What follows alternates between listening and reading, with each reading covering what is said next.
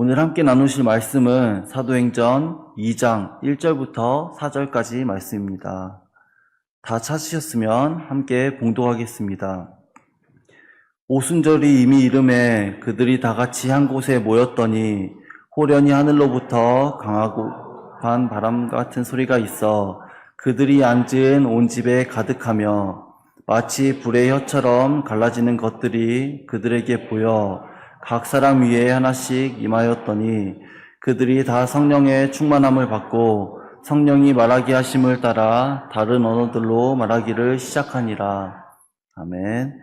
네, 본문 말씀의 이해를 돕기 위해서 1장 4절부터 8절 말씀을 함께 읽어보도록 하겠습니다. 사도와 함께 모이사 그들에게 분부하여 이르시되 예루살렘을 떠나지 말고 내게서 들은 바 아버지께서 약속하신 것을 기다리라.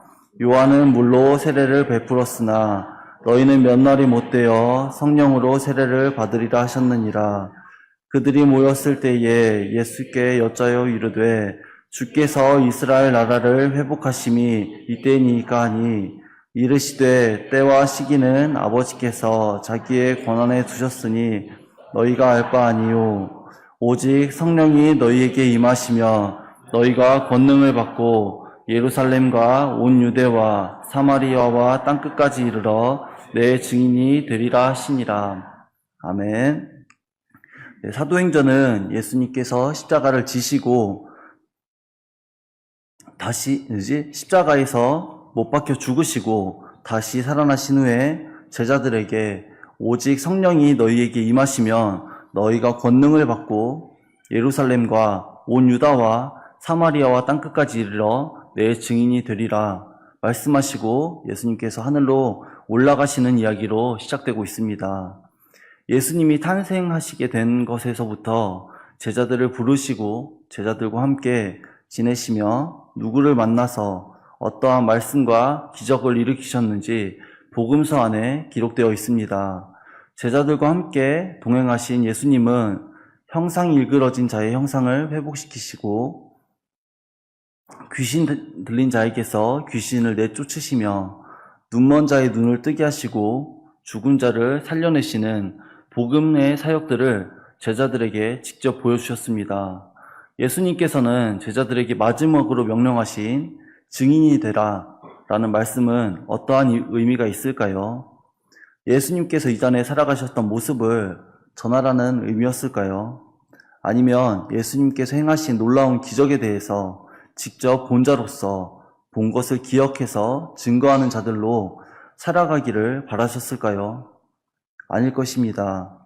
예수님을 따르던 제자들은 예수님께서 계시던 당시에 따라다니면서 바로바로 기록하거나 그날의 일들을 일기처럼 쓴 것이 아닙니다.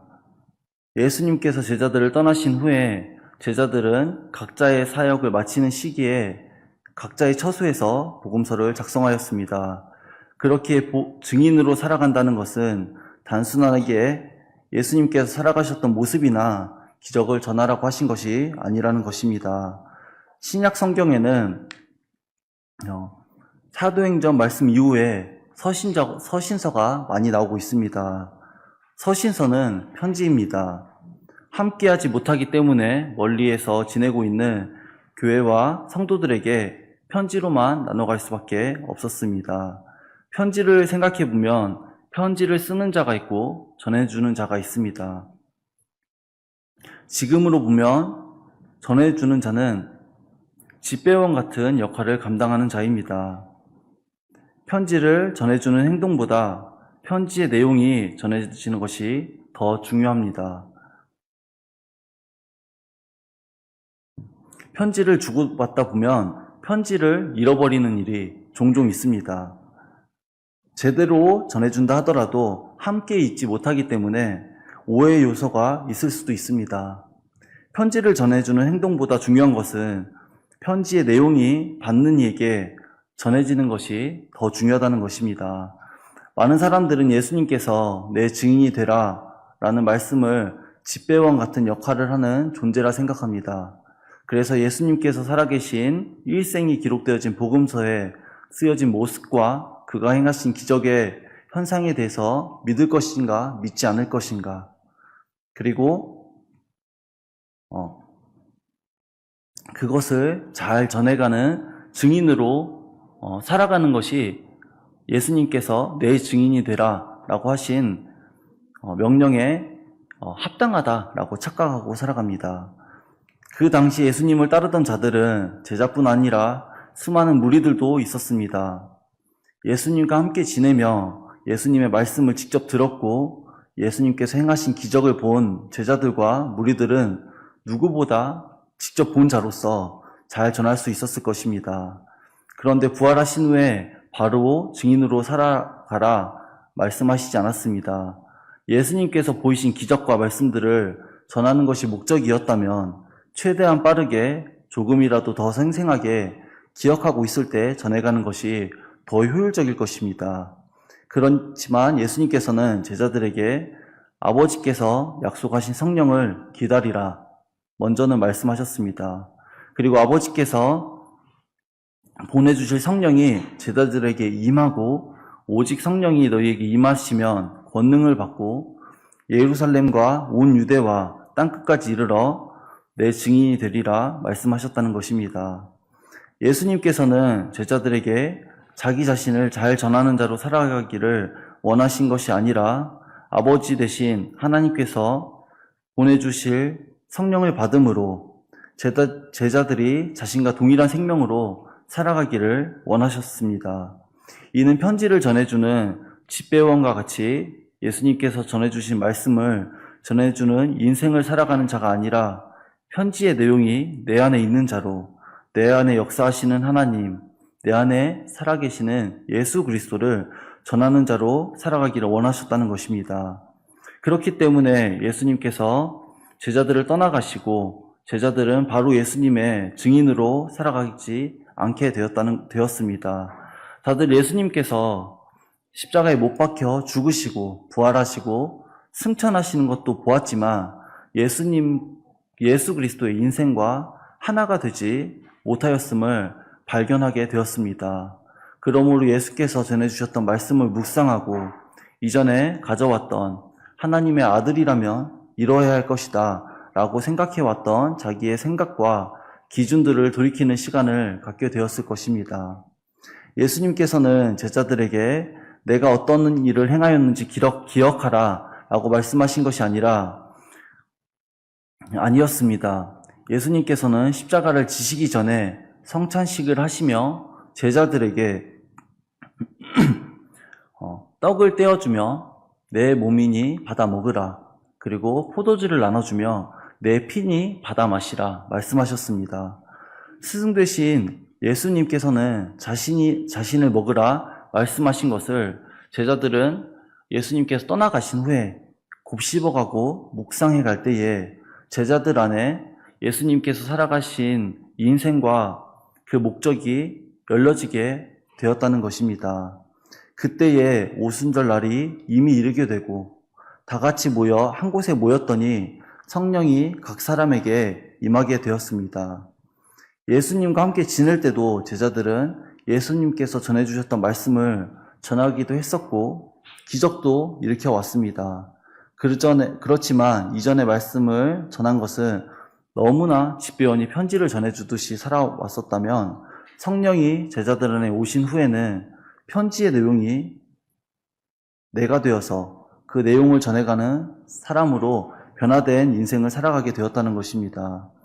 예수님의 제자들 속에 성령이 임하심으로 큰 변화가 생기게 되었습니다. 그 큰 변화는 겉모습이 예수님을 닮은 모습으로 변화되어졌다거나 이러한 변화가 아니었습니다. 예수님께서 전하셨던 말씀을 기억해서 들었던 그대로 전하는 제자로서의 삶도 아니었습니다.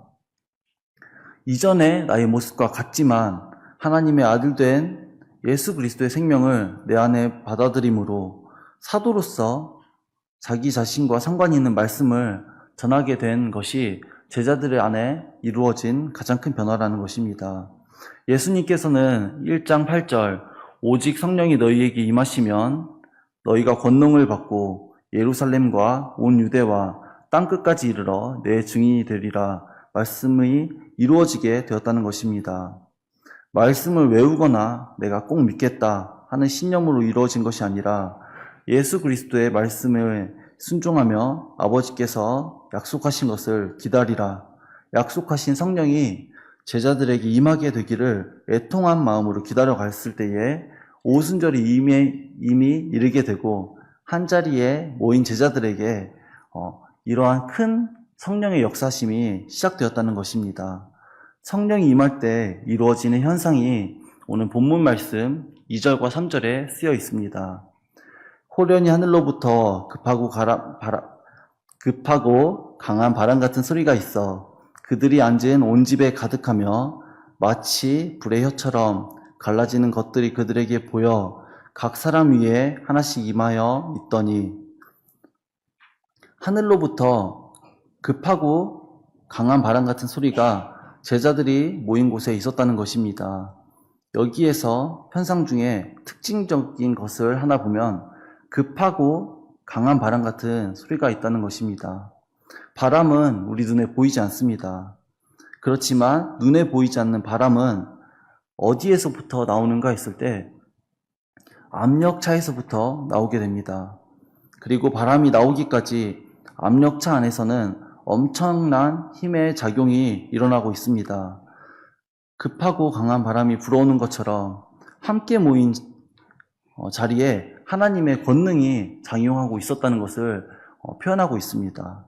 또 다른 현상으로는 불의 혀처럼 갈라지는 것들이 그들에게 보여 각 사람 위에 임하였다는 것입니다.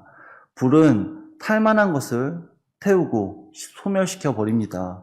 그렇지만 이미 태워진 것이나 탈 것이 없는 것을 불에 넣는다 하더라도 소멸되지 않습니다. 이처럼 성령이 임하게 되면 소멸될 것은 소멸되게 되고 소멸되지 않을 것은 남게 되는 그러한 언어, 소멸시킬 것은 소멸시키고 소멸시키지 않을 것은 소멸시키지 않는 기준이 담긴 불의 혀가 그들에게 임하게 된다는 것입니다. 이것이 오순절이 되었을 때에 함께 모인 그곳에서 일어난 현상이었습니다. 눈에 보이지는 않지만 엄청난 권능이 작용하고 소멸될 것은 소멸되게 하고 그러한 언어가 그러한 작용이 그 자리에 있었다는 것입니다.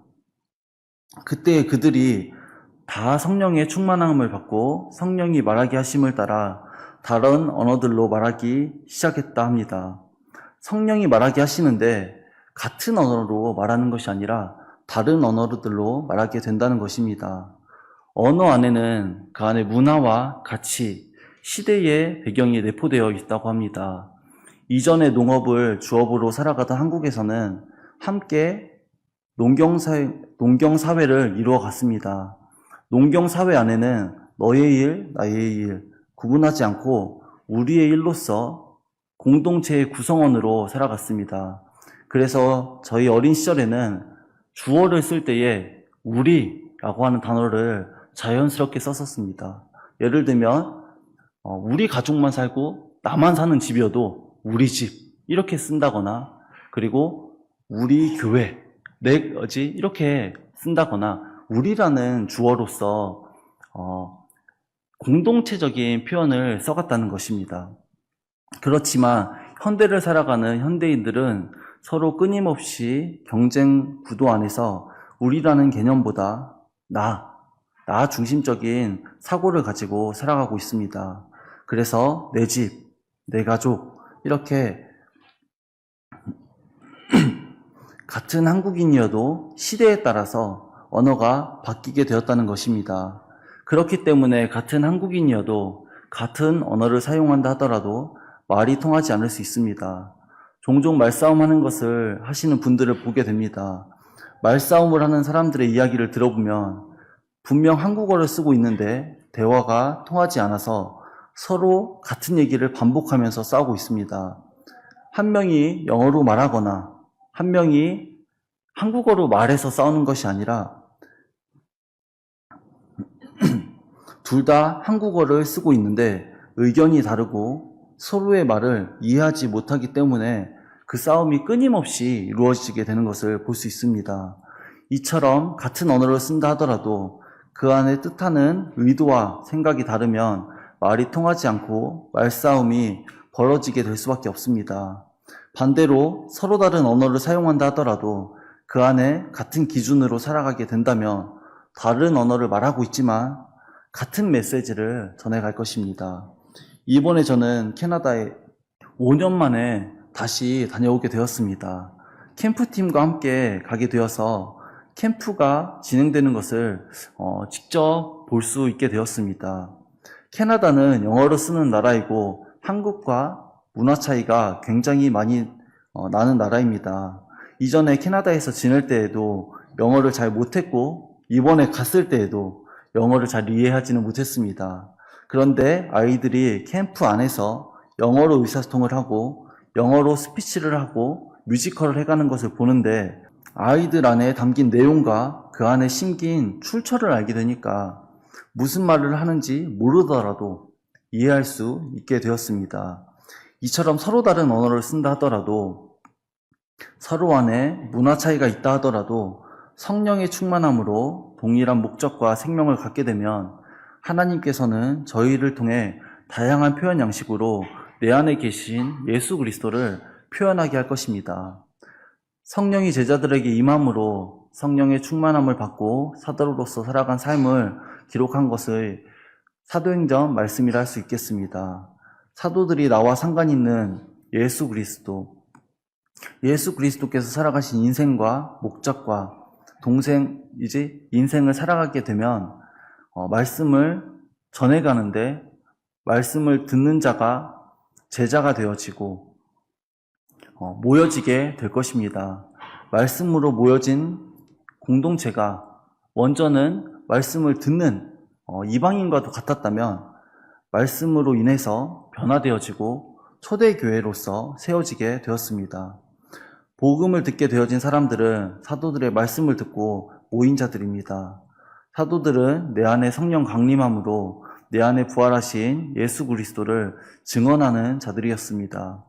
하나님의 아들이자 인자로 오신 예수 그리스도께서 제자에게 자신의 정체성과 성명을 전해준 것은 제자들이 노력하고 수고해서 얻어낸 것이 아니었습니다. 그저 예수님의 부르심 앞에 순종해가고 예수님께서 전하시는 말씀을 내 안에 은혜로 받아갔을 때에 하나님의 놀라운 권능이 사도들에게 이루어질 수 있었다는 것입니다. 초대교회 신앙 공동체는 원인과 과정을 분명하게 사도행전 안에 기록하고 있습니다. 예수님께서는 십자가를 지시기 전에 제자들에게 유언과 같은 말씀으로 나를 먹으라 말씀하셨습니다. 하나님의 아들이며 인자로 오신 예수 그리스도의 생명과 목적을 먹게 되어졌을 때에 내 안에 살아계신 예수 그리스도를 증거하는 자로 살아가게 될 것이라 확신합니다. 그저 말씀을 이해하고 외우듯이 들어가는 것이 아니라 우리에게 음식이 소화되어지고 그 음식이 나와 하나가 되어지듯이 말씀을 묵상해가고 나와 하나가 되기까지 그 과정을 거쳐가야 할 것입니다. 사도행전은 마가의 다락방에서 오순절 성령 강림이 임하게 되어진 것, 사도들을 통해서 성령의 역사하심을 기록한 말씀입니다. 하지만 성령의 역사하심이 변화되어진 사도들에게서만 끝나는 것이 아니라 사도들을 통해 예수 그리스도의 생명이 심겨서 집사들이 세워지고 그 집사들을 통해 믿는 자들이 모여 초대교회가 세워지고 뻗어가게 되었습니다. 성령의 역사하심이 역사하심으로 생명이 되어지듯이 초대교회 안에 이루어져 갔던 것처럼 현재를 살아가는 우리에게도 이 복음의 말씀이 이루어져야 할 것입니다. 그 생명의 변화가 현대를 살아가는 저와 우리 안에도 이루어지기를 바라며 오늘 말씀을 마치도록 하겠습니다. 네, 기도하겠습니다. 하나님 아버지, 예수 그리스도를 통해서 제자들에게 전해진 복음이 초대교회 성도들에게 전해지고 그 성도들을 통해서 현재를 살아가는 저희에게까지 전해질 수 있게 해주심에 참으로 감사드립니다. 말씀을 들어갈 때에 나와 상관 있는 복된 소식으로 들어갈 수 있는 가난한 속심령을 허락해 주시고 복음을 증거하는 자로 살아가기까지 저희를 인도하여 주시옵소서. 예수님의 이름으로 기도드렸습니다. 아멘. 찬송가 620장 다 같이 찬송 드리겠습니다.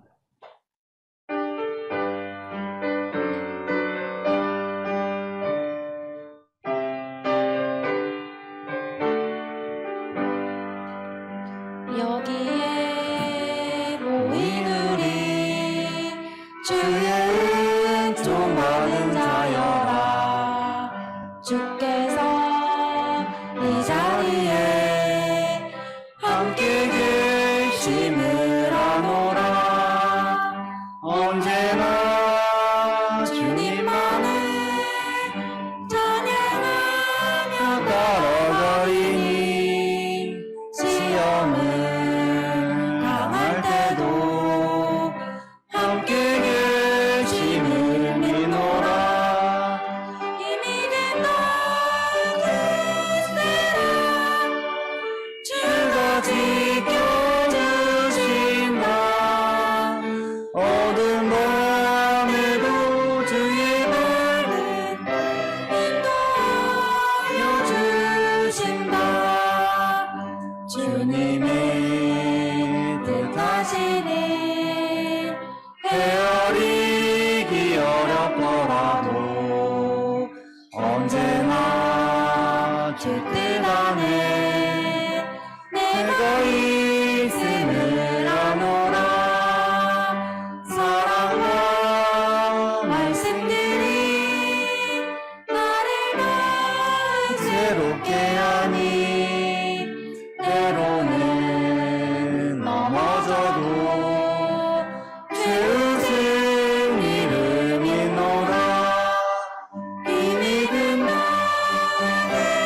너그세라. 주가 지켜주신다. 어두운 밤에도 주의 말은 인도하여 주신다. 여기에 모인 우리 사랑하는 주의 자녀라.